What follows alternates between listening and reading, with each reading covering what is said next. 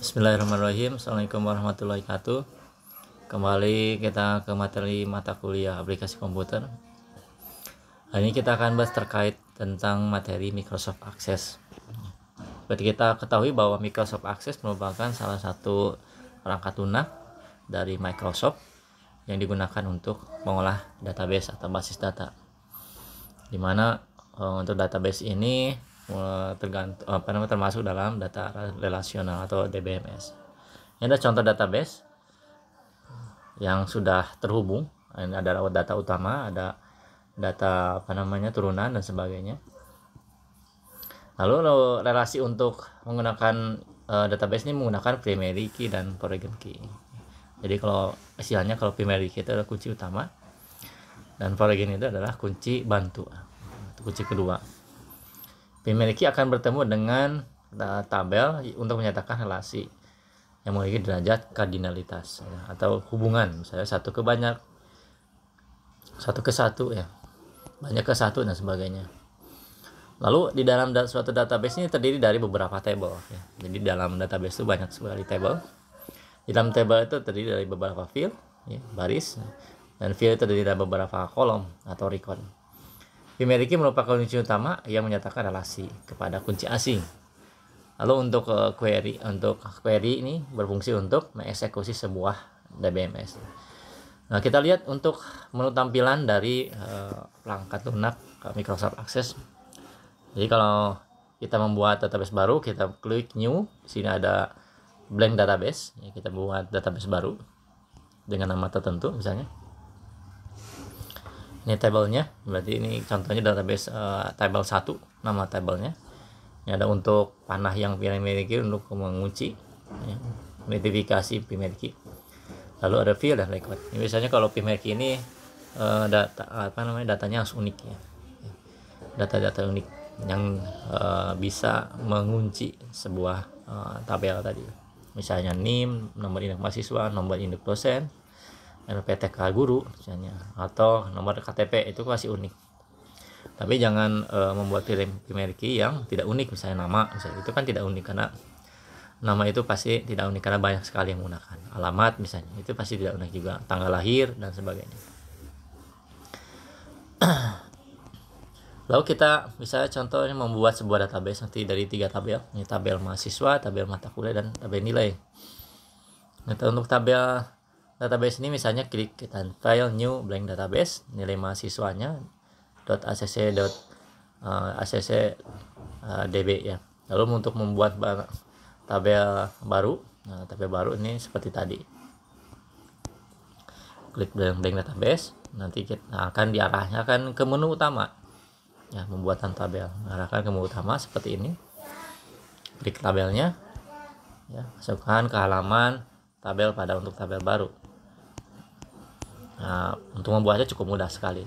Lalu untuk ada menu untuk design view. Design view ini untuk salah satunya untuk mendesain ya, desain tampilan ya, mesin tampilan untuk database tadi. Kita lihat misalnya, masukkan ke dalam halaman design view menu tabel desain untuk mempermudah pengaturan baris dan kolom tadi. Ini ada contoh untuk penyetingan dari beberapa nama ya, nama field. NIM misalnya. Ini contohnya setting dengan left number. Nama mahasiswa short text, kelas short text, alamat long text ya. Jadi kalau file name-nya berbentuk angka, ini ya bisa menggunakan number. Kalau file-nya berbentuk karakter atau huruf, bisa menggunakan teks ya. Ini untuk generatnya, untuk menu penyetingannya, misalnya untuk decimal place-nya berapa, kalau anim berapa ya. Misalnya 2, misalnya 15, misalnya 7 sebagainya. Kita bikin auto saja. Tapi kalau misalnya sudah dipastikan bahwa file name-nya itu hanya 7, ya berarti ya maksimal 15 ya settingannya. Lalu jadinya seperti ini. Ini ada NIM, nama, kelas, alamatnya. Jadi yang kunci itu yang mana? Yang kunci adalah yang NIM, karena ini NIM itu adalah unik. Tidak boleh yang mahasiswa. Ini kode MK nih. Tadi ada tabel mahasiswa, ada kode MK. Kode MK ini settingan short name, nama MK short name, dosen short text ya. kode MK Sotex, namanya Sotek dan dosen Sotek ya, karena apa namanya, kode MK itu unik ya. Misalnya kalau apa namanya, kode MK-nya F misalnya 17808001 ya, itu berarti kan gabungan angka dan huruf ya, jadi menggunakan settingan teks. Ini ya, file size-nya 255 jumlah angkanya. Satu lagi kita bikin tabel nilai. Tabel nilai ini settingan seperti tadi. Kalau angka ini number, kalau kalimat atau teks huruf bisa menggunakan teks ya.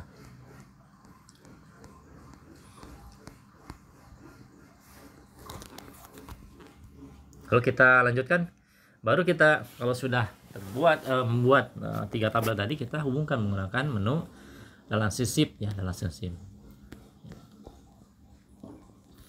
di database tools. Nanti menunya seperti ini, tabel relationship. Ada tabel mahasiswa, tabel nilai dengan tabel mata kuliah. Dimana untuk tabel mahasiswa yang jadi pemilikannya adalah NIM. Untuk tabel mata kuliah yang jadi pemiliknya adalah kode MK. Jadi kita tarik ya dari tabel mahasiswa ke tabel nilai, tarik relationship-nya.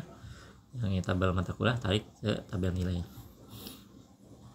Tabel utamanya tabel mahasiswa dan tabel mata kuliah, tabel turunannya adalah tabel nilai.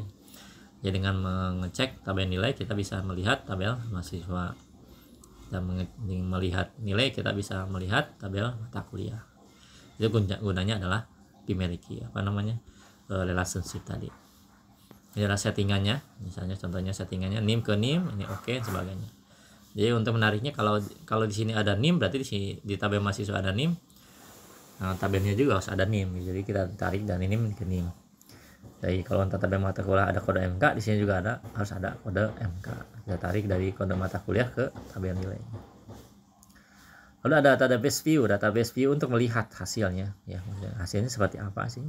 Nah, ini database-nya seperti ini. Jadinya NIM, nama mahasiswa, kelas, alamat sebagian. Baru kita ketik, isikan database-nya, apa namanya, file-filenya, record-nya. Aditya, Pak Sudin, Pak Palenduni dan sebagainya kita isikan. Nah, yang tadi yang di setting ini, kalau misalnya settingannya tidak cocok, dia akan minta supaya dicocokkan dulu. Karena nanti kalau misalnya ada karakter huruf dimasukin angka, itu dia tidak akan nyambung gitu. Dan atau misalnya hasilnya akan error, atau misalnya hasilnya akan jadi aneh gitu, tidak sesuai dengan yang diharapkan. Harusnya nilai tiba-tiba jadi karakter dan sebagainya. Mata kuliah kita isi lagi sebagainya seperti tadi isinya. Tabel nilai juga sama, isi, kita ketik. Query design ini contohnya untuk nanti untuk mengedit database di dalamnya. Tadi misalnya ada yang key-nya untuk tabel mahasiswa dengan tabel nilai. Lalu di query kita misalnya blok 1-1, baru kita add query builder ya, kita masukin di sini ya. Salah satunya bisa menggunakan menu query untuk membuat relationship tadi.